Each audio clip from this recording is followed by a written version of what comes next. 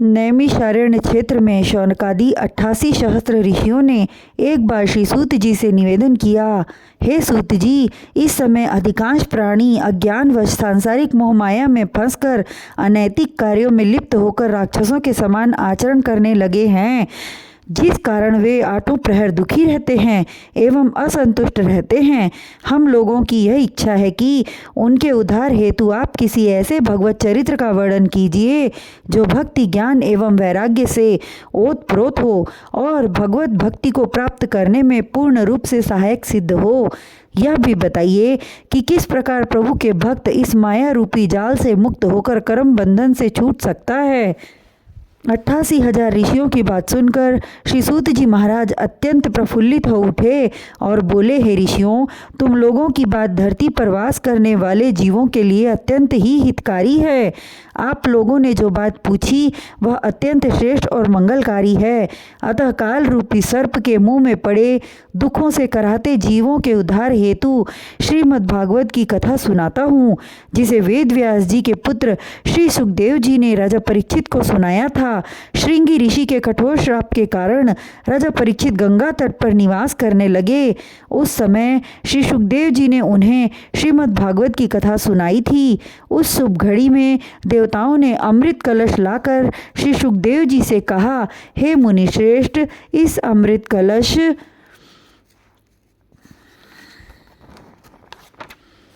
को आप स्वीकार कीजिए और बदले में हमें श्रीमद् भागवत रूपी अमृत रस का पान कराइए।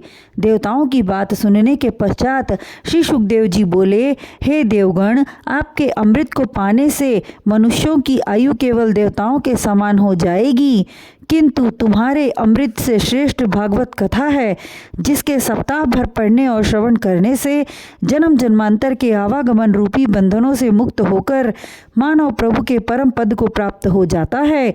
क्योंकि अमृत और कथा अमृत में उतना ही अंतर होता है जितना कि कांच और मणि में होता है। श्री सुखदेव जी के मुख से यह बात सुनकर देवतागण अत्यंत निराश हो गए और वापस लौट गए। तब सूत जी ऋषियों से बोले, हे ऋषिगण, सनकादिक ऋषियों ने देवर्षि नारद को श्रीमद् भागवत की कथा सुनाने के उपरांत कथा विधि का वर्णन किया था। सूत जी के वचन सुनकर सौनकादिक ऋषियों ने प्रश्न किया, हे सूत जी, देव ऋषि नारद जी किसी स्थान पर 2 पल से ज़्यादा ठहरते ही नहीं, फिर वे सप्ताह पारायण को सुनने के लिए एक स्थान पर सप्ताह भर कैसे ठहरे रहे? सनकादि से उनकी भेंट किस प्रकार हुई और सप्ताह यज्ञ किस स्थान पर संपन्न हुआ? कृपा करके सब कथा विस्तार पूर्वक बताइए और हमें कृतार्थ कीजिए। हम ऋषिगण को श्रीमद् भागवत का प्रेम पूर्वक रसपान कराइए। सूत जी अत्यंत प्रसन्न होकर बोले, हे ऋषिगण, मेरी बात ध्यान पूर्वक मन लगाकर सुनिए। एक समय सनक, सनंदन, सनातन एवं सनत कुमार चारों भाई घूमते हुए बद्री नारायण पहुँचे। नारद जी वहाँ उदास मुद्रा में बैठे हुए उन्हें मिले। नारद जी को उदास बैठे देखकर वे पूछने लगे, हे देवर्षि, आप इतने उदास क्यों हैं? आपकी उदासी का क्या कारण है? तब नारद जी चारों ऋषियों को प्रणाम करके अति क्षीण स्वर में बोले, हे भगवान, मैं अपनी चिंता का कारण आपके सामने प्रकट करता हूँ। आप ध्यानपूर्वक सुनो।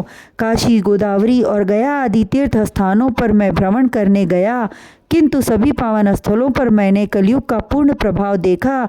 कलयुग के प्रभाव से जीव सांसारिक माया में इस तरह लिप्त हो चुका है कि धर्म, कर्म, दान, तप करना तक भूल गया है। हर तरफ पाप, दुराचार, झूठ, दंभ, लोभ और पाखंड का बोलबाला है। माता पिता की सेवा नहीं करते। कलयुग के प्रभाव से नीच प्रवृत्तियां इतनी ज़्यादा बढ़ गई हैं कि धन के लालच में अपनी कन्याओं को नीच कुल में बेच देते हैं। ब्राह्मण और क्षत्रिय अपने कर्म धर्म से परे हो गए हैं। जहाँ देखो वहीं म्लेच्छ और शूद्र दिखाई देते हैं। हे ऋषियों, वहाँ से विचरण करते हुए जब मैं मथुरापुरी यमुना के किनारे पहुँचा तो देखा एक अति रूपवती जवान स्त्री यमुना के किनारे बैठी असहाय सी होकर रो रही है। पास में 2 वृद्ध पुरुष अचेत अवस्था में पड़े हैं। मुझे देखते ही वह खड़ी होकर अति विनीत भाव से बोली, हे ऋषिराज, आप थोड़ी देर रुककर मेरा दुख सुन लीजिए। मेरे अहोभाग्य जो आपका दर्शन पाया। मैंने उससे पूछा, तू कौन है और ये दोनों वृद्ध पुरुष कौन हैं जो अचेत पड़े हुए हैं?